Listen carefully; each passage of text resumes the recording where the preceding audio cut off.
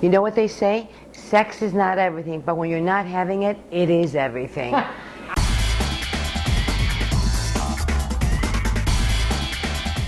Well, you try not having sex for a month or two, I have people I know who haven't had sex in 4 years. Oh my gosh, weird. More than the sex, it's that intimacy. Yes. It's just intimacy, and if you don't come together for that intimacy, your relationship It's over. It's over. Yeah. Two friends of mine that said, oh yeah, we haven't had sex in 2 years.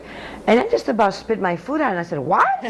How can you be married and you have no sex for 2 years? I mean, it makes absolutely no sense to me, because I would just be all over him. I would just say, let's sit down and let's look at this. Let's just figure this one out. Right. I mean, needless to say, they are, going their separate ways. But to be sexless for 2 years before you realize is not healthy, because you start to feel unwanted. Right, and you don't, exactly, and then you might do things that are not in your nature. Oh my God, but or their husbands. Would you have sex, you're a single woman, would you have sex with a married man? I really have always believed, I know it's hokey, but I've always believed that it's going to turn around and haunt you. Yeah. And I'm not going to... That's how I feel. I feel like karma's a bitch. Yes, and I'm not going to be that man's... You know what? Be a man about it. And go to your wife and tell her what the problem is. Say, I want out. Either I want out or we fix it or whatever. Right. But don't come to me to band-aid a need that I know very well she can fulfill. Right. If you have sex with a married man... Oh my. You're disrespecting all your female sisters out there, okay? This other woman doesn't know you, maybe, or if she does know you, but you can't participate in that. And that includes sex texting. You cannot sext somebody who's married. It is wrong. It's just as bad. It's breaking that intimacy between the couple if you do that, and you shouldn't participate in that. Think if it was done to you. It's very simple. Just think of if you want how would I feel if that was being done to me? And I promise you that if you really are honest with yourself, you're gonna say, I wouldn't want that. I mean, I have a friend who a guy's wife was 9 months pregnant, and he's texting her.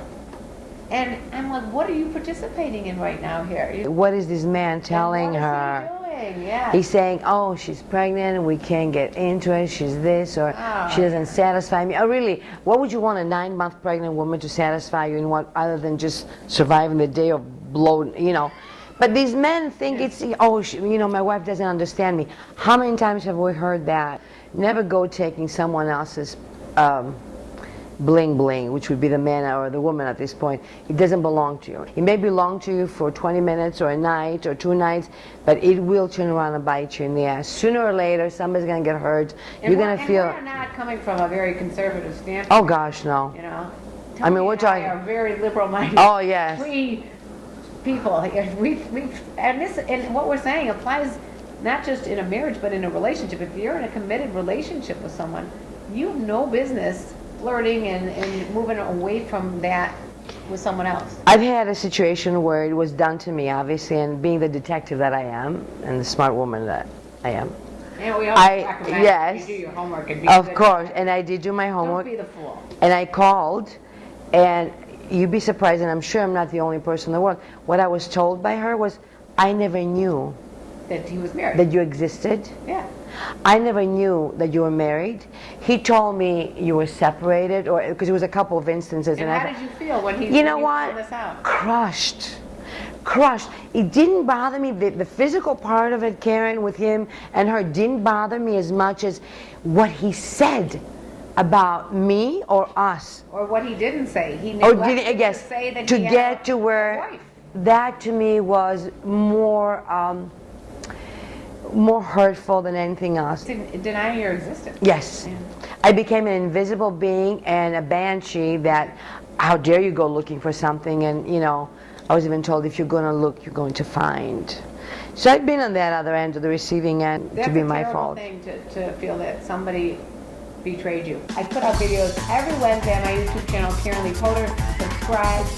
Let us know what you think about what we talked about.